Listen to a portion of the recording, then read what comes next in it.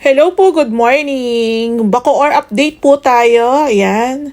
So, bali guys, ito yung unit nila ma'am na kailangan ipasipsip yung kanilang septic tank. Isa po yan sa mga naging usapan namin nung nag-ocular visit po kami dito. So, ayan, since malapit na po kami sa tiling works, syempre bago po kami mag-install ng tiles dito po, kailangan mapasipsip na po namin yung kanilang septic tank. So, ito guys, pasensya na, shinare ko po to sa inyo. Alam nyo naman, lahat po sinishare ko sa inyo. Yung pasipsip po ng septic tank, 4,000. Kung liquid lang, walang mga buo-buo dyan, etc. Ito po kasi kina ma'am, medyo malaki po ang nasingil sa akin kasi dalawang chamber po is halos puno na, tapos matigas na po.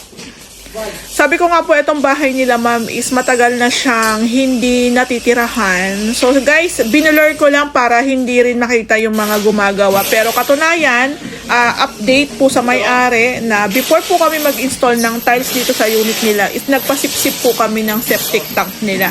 So ito guys, na magiging diskarte namin, lahat po ng mapupunta sa septic tank is yung para na lang po sa poops natin. Pero yung sa kitchen, sa shower area, yung pag naliligo, iba na po ang dadaanan ng mga yon. Sa laundry area, iba na rin po. Itatap na po namin direct po sa main drainage po ng subdivision. So ayan guys, syempre kailangan natin yan i-testing kung gumagana kasi minub po namin yung toilet bowl. So need po maglagay ng panibagong PVC pipes. Ayan. So, ayan guys. Pag ganyan, ayan, may idea na kayo.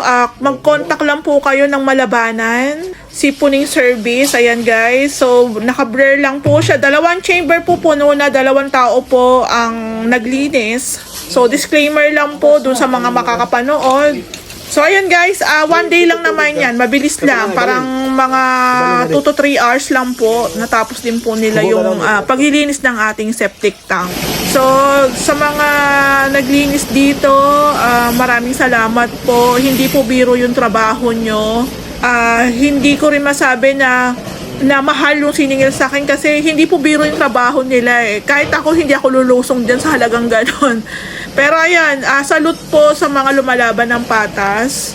So, dun po sa mga gustong magpasiponing, ilalagay ko po sa comment section para meron din po kayong idea. Makatulong din po ako sa kanila. Saludo po ako sa inyo mga sir sa paglaban po ng patas. Ayan, kahit alam nating madumi, mabaho, pero 'di ba, saludo po ako sa inyo. So ayan, ang update ko ma'am, okay na po yung septic tank nyo. Pwede na po kami mag-proceed dito sa pag-i-install ng tiles dito po sa living area. So okay na. So bali guys, baka magtaka kayo bakit nasa loob yung septic tank nila. Yung pinaglagyan po niyan, extension na po. Tapos nagkaroon din po ng extension ng pinakakwarto. So ayan, existing na po ito. So, i-consider na lang po natin. So, ilalagay ko na lang po dito sa ating video na okay na po, natapos na po yung ating pasipsip. And i-add ko lang din po pala, choice po ni client na ipasipsip po yung kanilang septic.